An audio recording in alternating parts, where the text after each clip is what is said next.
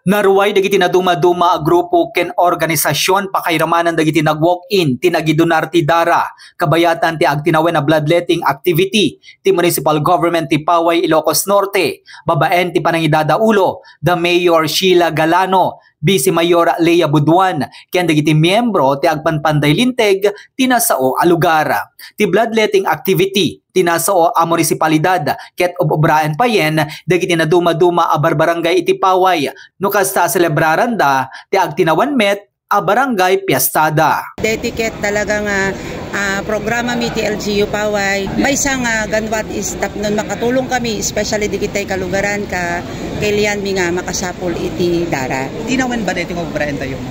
When tinawen actually no daduma twice a year ken bagamit ka kapitan nga no piestada part iti panagpiestada ket adda daytay blood donation program da as part iti celebration da iti panagpiesta. Ti maukon adara tinasao nga aktibidad ket may pundo iti blood bank ti Mariano Marcos Memorial Hospital and Medical Center nga isu ti partner ti LGU Paway ken ditoy ati prioridad a matulungan daytoy nga iganganduan tinasao nga ili ket tapno ti gasta ket adda ti sindadaan nga aramaten dagiti agkasapulan nga umili ti Paway. Tikikat nakapundo kami iti Mariano Marcos na duma-duma adda digitay madisgrasya, adda digitay cancer patients, adda digitay naganak. Amin basta no adda daytay ag-request iti dara nga agapo nga makasapol from Mariano Marcos ket sidadaan kami ang mangted. Dayday tangarod iti kangrunaan nga kanwat mi tapnon adda iti nakapundo latta nga dara nga usaren sinuman nga kailan biti ili nga Paway. Maragsakan met dagiti napagasatan a nagidunara kang runaan na dagiti barangay officials ti Paway gapwanan na tadakkel a makatulong kano karagiti kalugaran da no kasbilang man adda dagiti emergency nga agkasapulan. May ka-inuman sir. Since nagbarangay kagawan tayo nagkapitan tayo.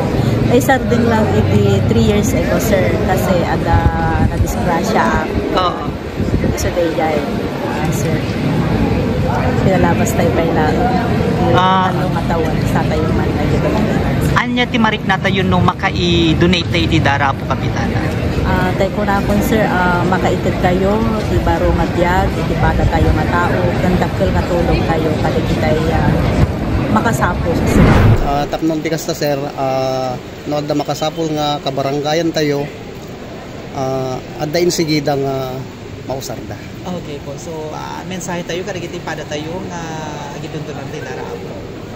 Kada kayo at mga kalugaran at barangay Nagbakalan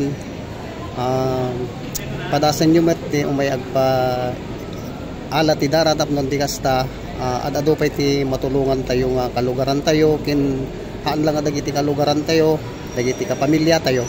Napalaos met ti panagyaman ni Mayor Sheila Galano karagiti na duma-duma ang grupo ken organisasyon pakairamanan dagiti umili ti Paway tinatalugod apan nakitinulong da ti agtinawen nga aktibidad ti Paway Ilocos Norte. Agyaman kami una iti partnership mi iti Mariano Marcos Memorial Hospital and Medical Center ka very supportive da no kastoy nga digitay blood donation program iti ili nga Paway digiti amin nga kakapitanes ta na-encourage da nga amin dapat mangitugot iti donors da and also to Lawag Masonic Lodge number 71 ken ti Order of the Amarat they so da iti maysa nga kanayon mi nga partner when it comes to the health sector iti ili mi nga Paway halang iti blood donation digitay operation tuli kasjay no pa and digitay kang runaan na digitay amin nga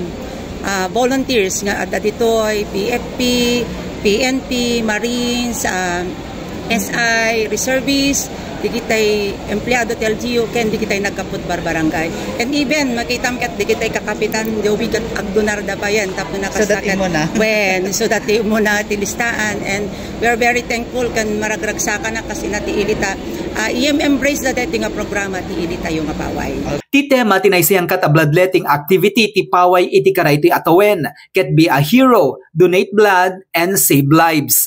Para ti JCQ News Online, Joey Cordero Kiawit, nagipadamag.